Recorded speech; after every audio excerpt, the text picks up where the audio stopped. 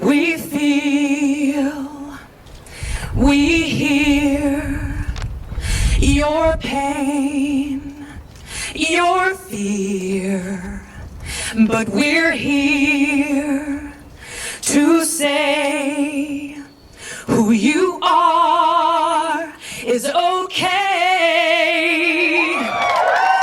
And you don't have to go through this on your own. You're not alone. You have more friends than you know. You have more friends than you know. As a queer, bisexual, woman of color, immigrant, biracial, Mexican, Irish, American, I acknowledge the various identities and privileges that allow me to speak in front of you here today. I am here because I love my LGBTQ plus family. This is an expansive family, an inclusive group of many people from many walks of life, immigrants, undocumented, different belief systems. We are an inclusive family. And I love my LGBTQ plus family. And I stand in solidarity with the transgender, gender expansive community. Our LGBTQ plus family is under attack again, and it's not okay.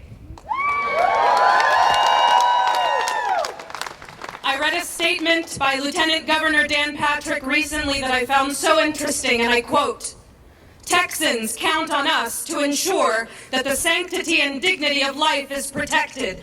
Let's look at the definition of dignity. Dignity, bless you. Dignity, the idea that a being has an innate right to be valued, respected, and to receive ethical treatment. SB 6 goes directly against this definition. Loving thy neighbor as thyself means making sure all Texans have equal rights and the same access to bathrooms.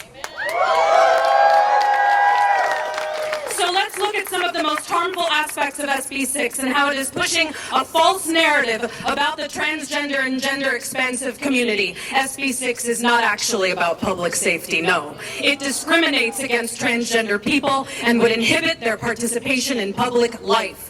Transgender Texans have been using bathrooms for years with no reports of them doing anything inappropriate in those spaces. That's right, zero. This bill is a solution in search of a problem. It is a fact that 85% of transgender Texans have experienced harassment because of their gender identity or expression. 46% have experienced physical assault.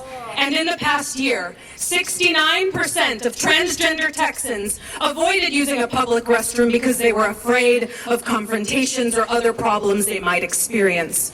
Transgender Texans, like all Texans, need to use public restrooms and other gender-segregated spaces without fear for their safety or scrutiny. SB 6 undermines that need by nullifying present ordinances and forbidding future ordinances that provide transgender non-discrimination protections in bathrooms. SB 6 is cruel and unnecessary. SB 6 also mandates that all crimes committed in bathrooms or changing facilities be raised by 1 degree, moving the focus from the severity of a crime to the location of it. Queer, trans, and gender-expansive youth represent just 5% to 7% of the nation's overall youth population, but they compose 13% to 15% of those currently in the juvenile justice system. SB 6 does more harm by unfairly criminalizing these youth, many of whom are pipelined through the system into homelessness. Here are some positive facts. 19 states and more than 200 cities across the U.S. have passed and successfully implemented public accommodation laws. None have experienced an increase in public safety incidents. Yes! Research shows that there is a real and substantial danger of emotional and physical harm when a transgender child is marginalized by a school or by peers, attributed in large part to preventable issues like lack of support, social isolation, and loneliness. Risks of depression, suicide, and self-harm are significantly reduced when a child's gender identity is affirmed, supported, and accepted. When the only accommodations schools make for transgender students are single-stall restrooms, such as the nurse's office, it often forces our students to hold it while the bathroom is sought out, creating unnecessary and humiliating situations for our most vulnerable youth. This can also lead to health problems like bladder or kidney infections.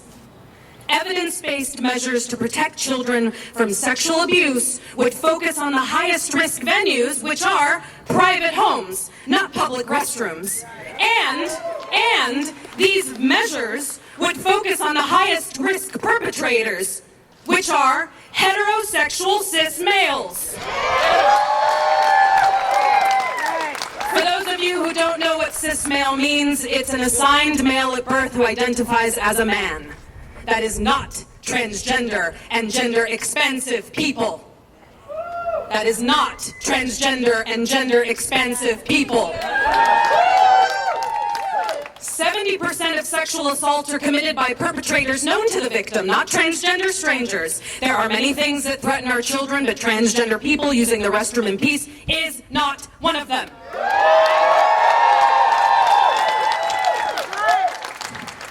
All communities are strengthened when we practice fairness and inclusion. We will not let anyone criminalize our transgender and gender expansive youth or set them up for failure. I believe in respecting the dignity of our LGBTQ plus youth and motivating, educating, and empowering them to know they are safe to exist in public spaces.